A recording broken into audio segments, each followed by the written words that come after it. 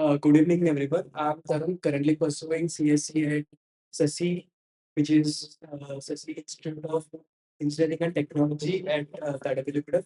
So, my topic is, can engineers exist without Google? Google is a word that most of you doesn't even need an introduction about. Uh, Google is literally everywhere. You can see Google in your devices. You need Google to browse internet. You need Google to store photos. You even need Google to install other apps and use them. And you also need Google to even start your own device. Even our previous generations who didn't grow up with Google as much as we did, or any tech, even they are using Google. Now coming to the question, do we need Google?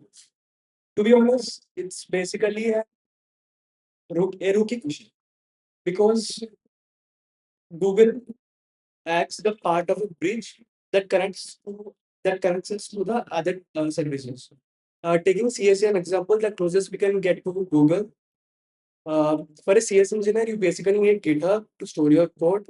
You need a code editor. You need Reddit or X to interact with the community. You also have different types of tutorials like Geek for Geeks or W3 schools to learn stuff. But you don't exactly need Google, right?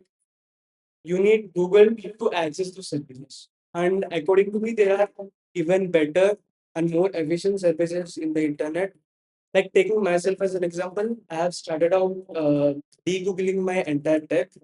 So I have found a few alternatives which are more efficient and also private.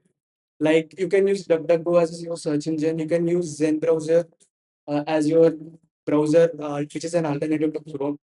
So, well, coming to the part, do you really need to change? It comes to your preference rather than pros or cons. If you're comfortable with Google, you can still use it. If you want to try out something, you can try out the alternatives I have mentioned also. Thank you.